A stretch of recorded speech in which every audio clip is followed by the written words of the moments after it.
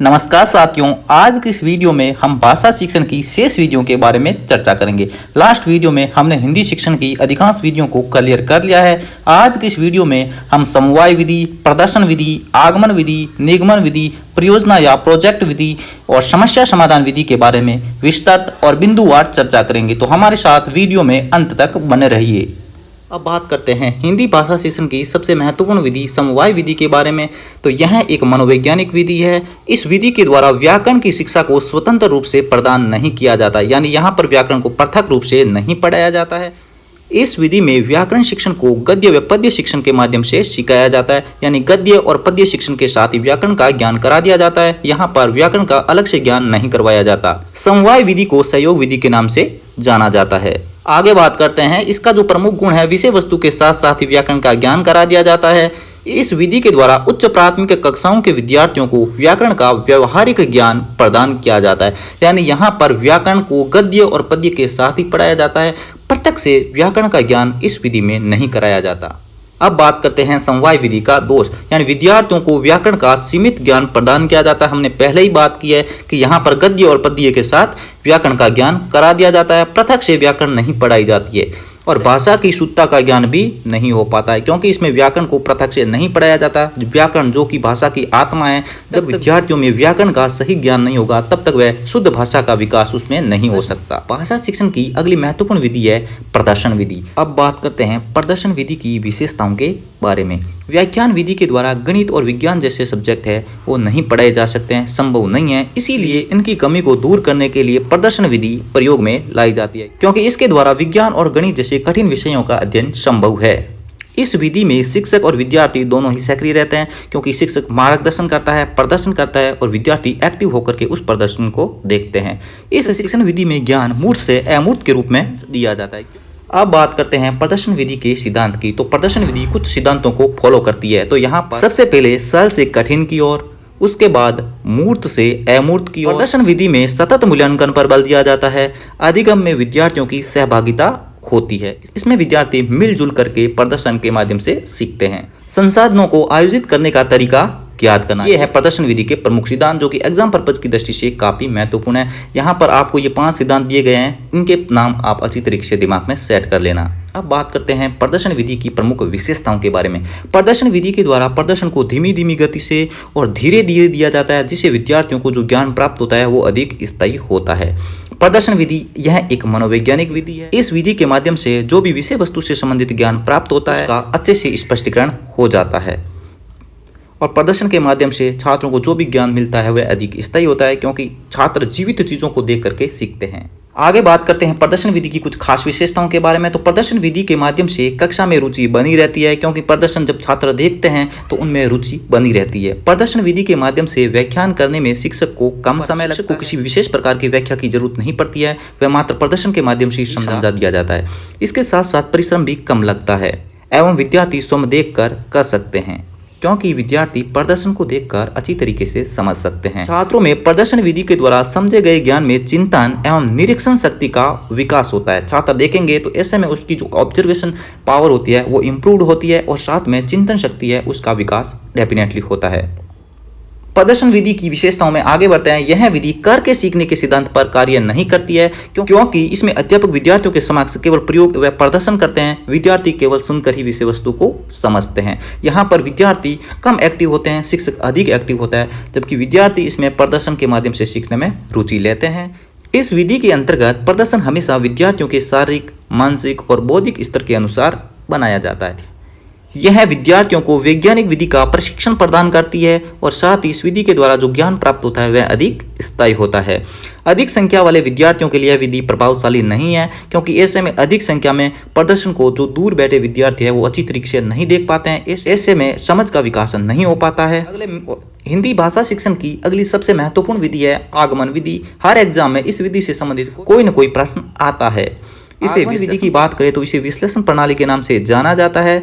इस विधि में जो शिक्षण कार्य करवाया जाता है उसके संबंध में सबसे पहले उदाहरण प्रस्तुत किए जाते हैं, उसके बाद उदाहरणों के आधार पर नियम स्थापित कर दिए जाते हैं। तत्पश्चात विद्यार्थी उदाहरण को देखते हैं और इसके पश्चात उदाहरणों के माध्यम से सिद्धांत या नियम बनाते हैं।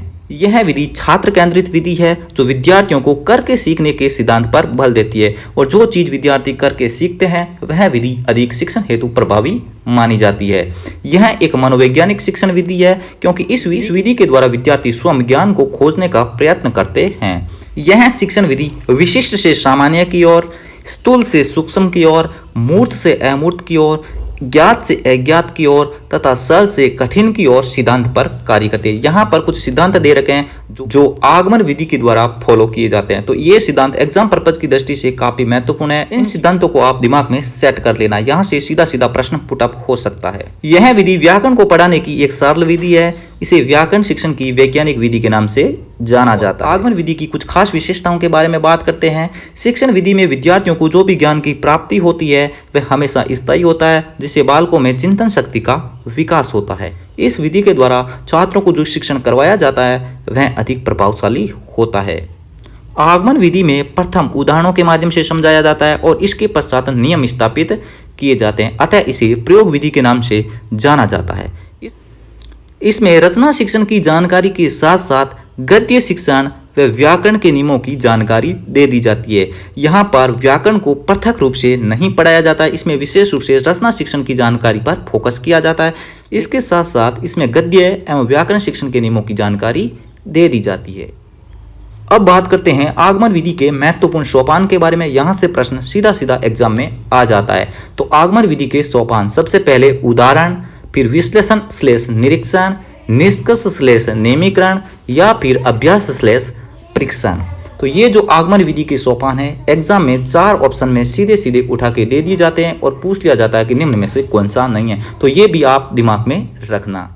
अब बात करते हैं आगमन विधि के संबंध में कुछ महत्वपूर्ण तथ्यों की। तो इस विधि में तत्वों का निरीक्षण एवं विश्लेषण कर सिद्धांतों का निर्माण कर दिया जाता है, ना कि रटा दिया जाता है। यानी बच्चों को उदाहरणों के माध्यम से अच्छी तरीके से समझा दिया जाता है, जिससे छात्रों में रटन प्रवृत्ति का विकास नहीं होता है। अतः यह विधि प्रत्यक्ष से प्रमाण के सिद्धांत पर कार्य करती है। यहाँ पर यह चीज भी आप नोट कर लेना, एक सूत्र में सेट कर लेना कि प्रत्यक्ष से प्रमाण की ओर कौन सी विधि चलती है, तो वह विधि है आगमन विधि। इस विधि में तथ्यों को आधार बनाया जाता है या उदाहरणों का परीक्षण कर नियम स्थापित कर दिए जाते हैं।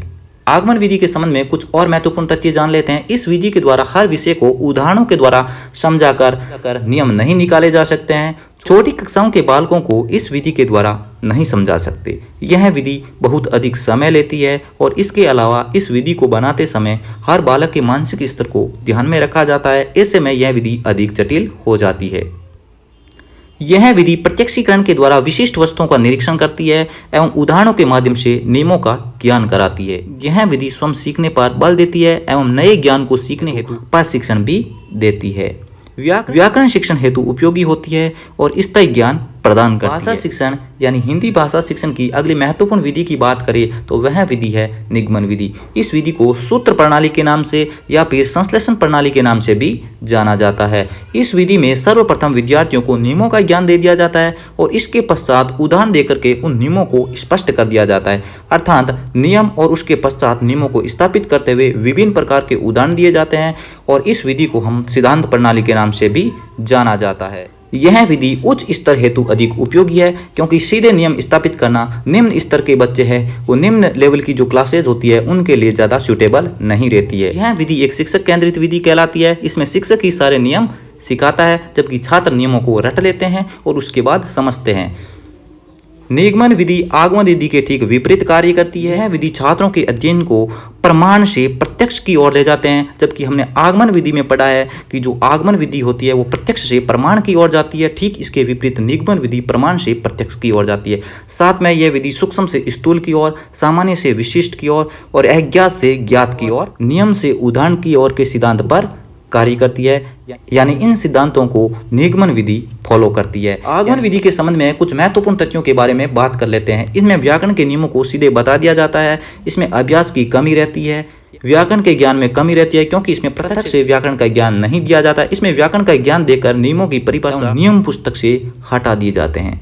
यानी यह विधि काफी जटिल रहती है और रटन प्रवृत्ति पर विशेष रूप से फोकस करती है। अब बात करते हैं निगमन विधि के सोपान, जो कि एग्जाम पर्पज की दृष्टि से काफी महत्वपूर्ण है। तो निगमन विधि के जो सोपान है, सबसे पहले नियम विश्लेषण और उदाहरण। यहाँ पर 3 सोपान निगमन विधि के आप याद रख लेना। अब बात करते हैं निगमन विधि से संबंधित कुछ महत्वपूर्ण तथ्यों की। तो इस विधि में नियमों और सिद्धांतों को रटना पड़ता है या नियमों को स्वीकार करना पड़ता है, जिसके परिणाम स्वरूप विद्यार्थियों की कक्षा से रुचि हट जाती है, यानी विषय से उनकी रुचि हट जाती है। यह विधि समय की बचत करती है। शिक्षण हेतु यह विधि बहुत ही उपयोगी है। इस विधि के द्वारा प्राप्त ज्ञान अस्थायी होता है, क्योंकि यह रटने पर आधारित होती है। निगमन विधि के द्वारा बालकों को रचनात्मक ज्ञान का विकास नहीं हो पाता है, वे अपने स्वयं द्वारा नहीं सीख पाते हैं। सिद्धांतों से कक्षा में नीरसता आ जाती है, बच्चे नींद लेने लग जाते हैं। इस विधि के द्वारा प्रत्येक नियम को पढ़ाया जा सकता है एवं शिक्षण कार्य में भी अध्यापक को ज्यादा मेहनत करने की आवश्यकता नहीं होती है। आगमन एवं निगमन विधि दोनों एक दूसरे के पूरक कार्य करती है, यानी दोनों एक दूसरे के अपोजिट कार्य करती है। अब भाषा शिक्षण की अगली महत्वपूर्ण विधि है परियोजना विधि या फिर प्रोजेक्ट मेथड।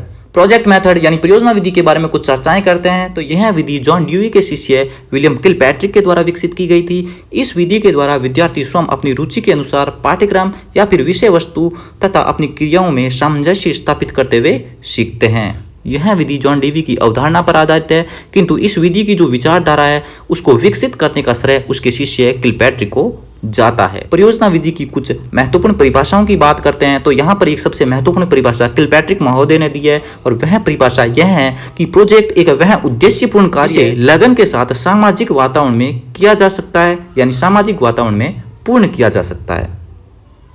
इस विधि के अनुसार विद्यार्थी अपनी समस्या का हल है वह स्वाभाविक रूप से खोजने की कोशिश करता है और उस समस्या का हल भी वह निकाल लेता है। इस विधि में विद्यार्थी स्वतंत्र रूप से कार्य करते हैं एवं अपनी समस्या का हल निकालने के लिए अपने स्वयं के विचारों को आधार बनाते हैं, यानी अपने स्वयं के विचारों के आधार पर ही समस्या का हल निकालते हैं। इस विधि में सर्वप्रथम विद्यार्थियों को उद्देश्य को स्पष्ट किया जाता है, तत्पश्चात उस उद्देश्य को ध्यान में रखते हुए विद्यार्थी अपने उद्देश्य की प्राप्ति करते हैं। इस विधि के द्वारा विद्यार्थी अपने अनुभवों के आधार पर कार्य करते हैं, क्योंकि अनुभवों के द्वारा जो ज्ञान सीखा जाता है वह विद्यार्थी कभी नहीं भूलता।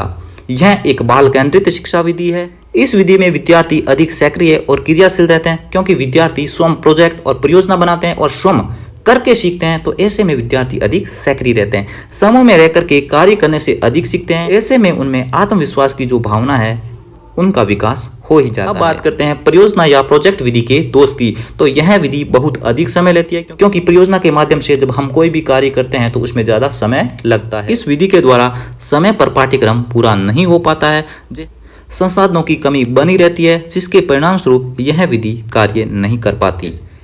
अब बात करते हैं परियोजना विधि की प्रक्रिया, यानी क्या प्रोसेस है, किस प्रकार हम परियोजना बनाते हैं। सबसे पहले हम समस्या का पता लगाते हैं, और समस्या का पता लगाने के बाद उन समस्याओं में से हम किसी एक समस्या का चुनाव करते हैं। चुनाव करने के बाद रूपरेखा का निर्माण करते हैं, और उसके बाद हम उसमें से किसी एक विधि का प्रयोग करते हैं। उसके बाद हम विश्लेषण करते हैं और लास्ट में मूल्यांकन और निष्कर्ष पर पहुंच जाते हैं। यही प्रक्रिया प्रोजेक्ट विधि की है। हिंदी भाषा शिक्षण की अगली महत्वपूर्ण विधि की बात करते हैं, तो वह विधि है समस्या समाधान विधि। यह विधि करके सीखने के सिद्धांत पर कार्य करती है। इस विधि के द्वारा छात्रों में समस्या को हल करने की क्षमता का विकास होता है, क्योंकि छात्र स्वयं करते हैं, और ऐसे में छात्र की चिंतन शक्ति और तर्क शक्ति का विकास हो जाता है। समस्या समाधान विधि विद्यार्थियों को समस्या का जो हल है वो स्वयं ढूंढने को सिखाती है और उन्हें प्रशिक्षण भी प्रदान करती है। इस विधि के द्वारा विद्यार्थियों में वैज्ञानिक दृष्टिकोण का विकास होता है, उनमें ऐसे कौशलों का विकास भी हो जाता है जिनके द्वारा उन्हें जीवन में सभी समस्याओं का समाधान करना आ सकता है या फिर आ जाता है। समस्या समाधान विधि के बारे में कुछ और महत्वपूर्ण बातें जान लेते हैं। समस्या समाधान विधि के द्वारा जो ज्ञान प्राप्त होता है वह स्थायी होता है। यह एक मनोवैज्ञानिक और सक्रिय विधि है, क्योंकि इस विधि में विद्यार्थी क्रियाशील रहकर कार्य करते हैं। क्योंकि इस विधि में विद्यार्थी स्वयं समस्या का चुनाव करते हैं, और समस्या को चुनाव करने के बाद उस समस्याओं का हल स्वयं अपने विचारों और तर्क शक्ति के आधार पर करते हैं। ऐसे में विद्यार्थी अधिक सक्रिय रहते हैं। अब बात करते हैं समस्या समाधान विधि के चरण, यानी किन किन चरणों के माध्यम से हम समस्याओं का समाधान कर सकते हैं। तो यहाँ पर सबसे पहले समस्या समाधान विधि का चयन, फिर समस्या का प्रस्तुतिकरण, उसे हल करने हेतु स्थायी तथ्यों का एकत्रीकरण, यानी उससे संबंधित जितने भी प्रकार के तथ्य हैं उनको हम जुटाते हैं। उसके बाद विश्लेषण और सामान्यीकरण करते हैं और लास्ट में मूल्यांकन या हम निष्कर्ष पर पहुंच जाते हैं। इस प्रकार हम समस्या समाधान विधि में निम्न चरणों को फॉलो करते हैं। अब बात करते हैं समस्या समाधान विधि के दोष। तो समस्या समाधान विधि का प्रयोग छोटी कक्षा और प्राथमिक कक्षा हेतु नहीं किया जा सकता है। निम्न स्तरीय क्लासों के लिए इसलिए अनुपयुक्त रहती है क्योंकि इसमें बच्चों की तर्क शक्ति और उनके विचारों की जो क्षमता होती है, विचार शक्ति इतनी विकसित नहीं हो पाती है कि वे किसी समस्या का हल आसानी से ढूंढ सके। यह विधि बहुत अधिक समय लेती है क्योंकि समस्या समाधान विधि है तो समस्या का समाधान करने में टाइम लग ही जाता है।